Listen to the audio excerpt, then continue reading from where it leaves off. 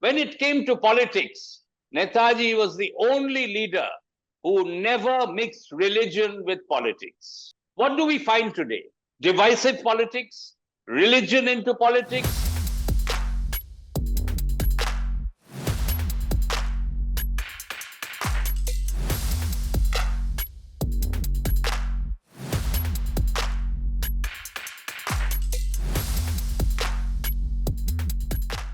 We welcome this move if RSS or any organization is willing to preach and practice Netaji's inclusive and secular ideology.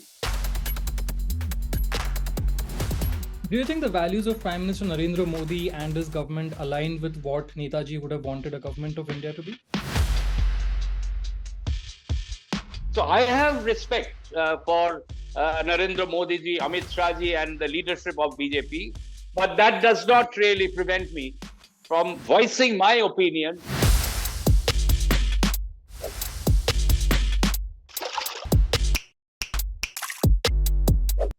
Speaking of Netaji's values and Netaji's ideology, as you mentioned, where do you think we are politically when it comes to his ideology of a nation?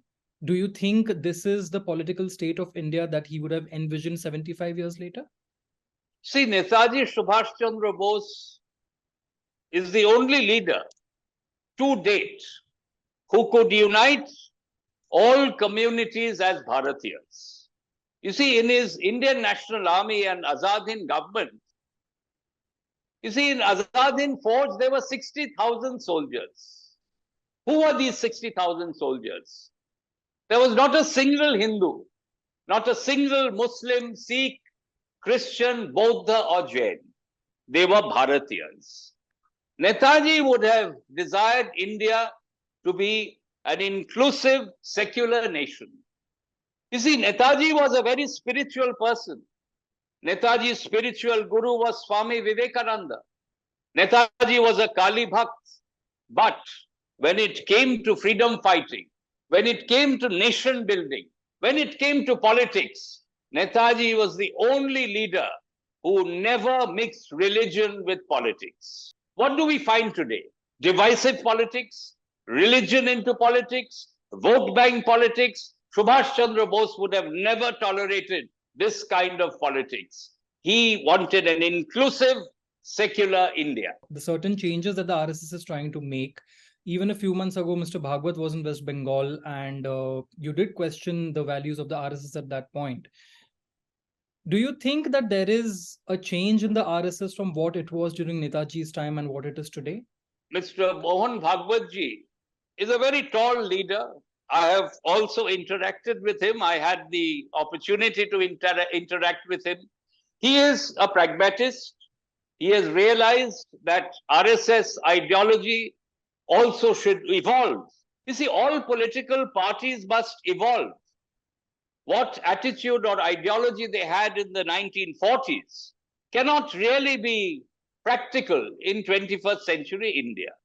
So Mohan Bhagwat ji has very clearly stated on 23rd January this year, Netaji's birth anniversary, that RSS believes in Netaji Subhash Chandra Bose's inclusive ideology.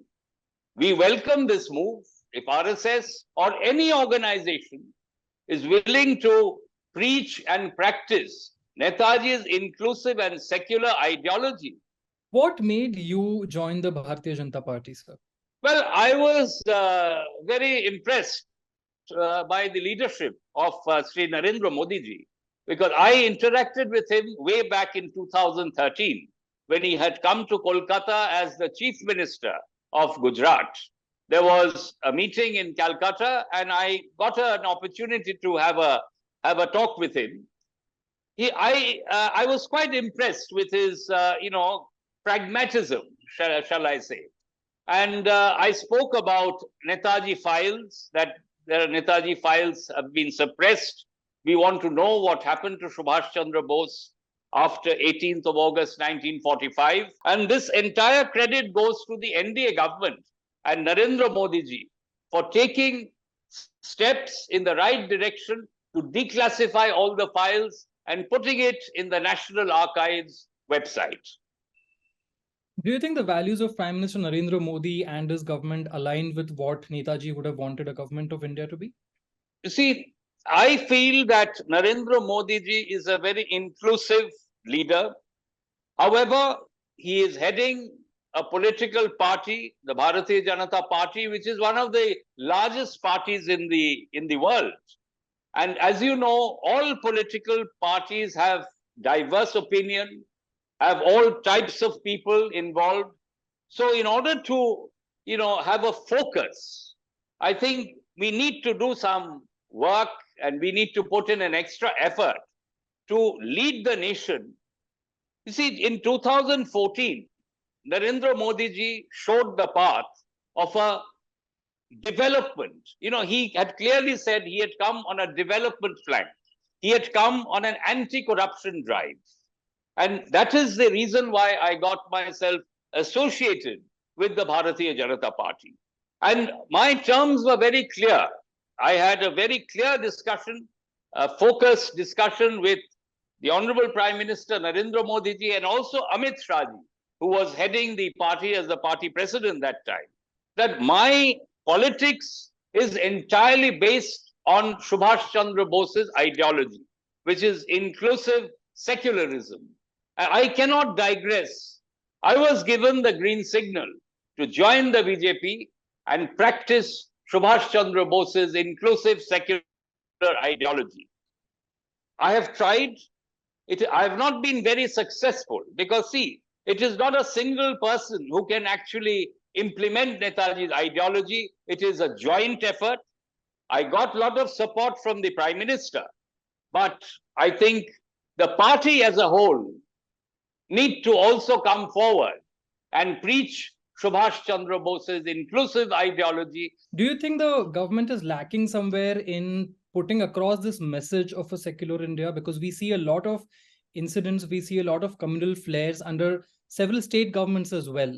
Do you think there is a lack of political will somewhere when it comes to pushing an inclusive secular agenda by the government?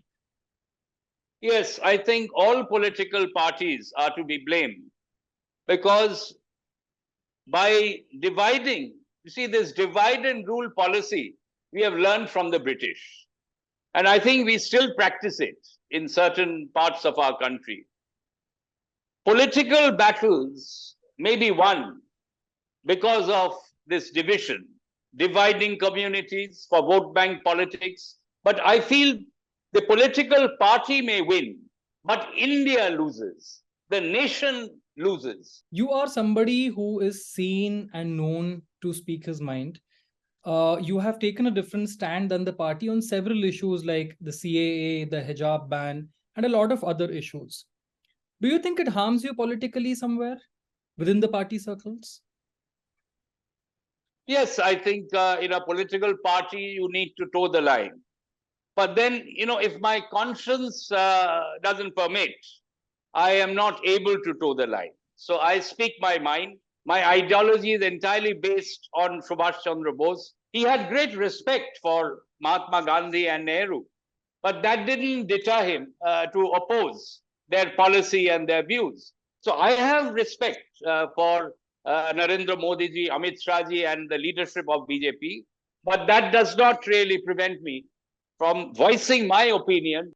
Most of this previous parliament session was disrupted because of the issue of Manipur. Where do you think the central government or even the BJP government in Manipur has lacked or failed to control the situation? Politics should be kept aside, and both the government of Manipur, the central government, and the opposition must unite and resolve this crisis.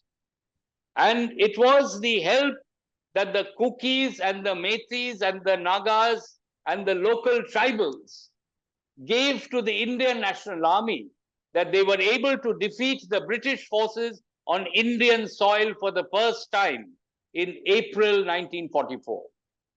They are freedom fighters. Their ancestors fought against the British along with the Indian National Army. So I think we should have been more sensitive in tackling the issue. We should have stood both with the cookies and metis. I think we failed to do that. Again, this divisive politics came to play.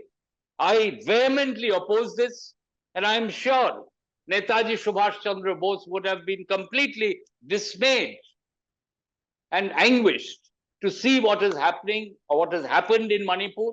I hope peace would prevail. Mr. Bose, thank you so much for your time. It was an extremely insightful conversation with you. And thank you so much for giving your time to the Quint and Quint Hindi. Thank you and Jai Hind. Jai Hind.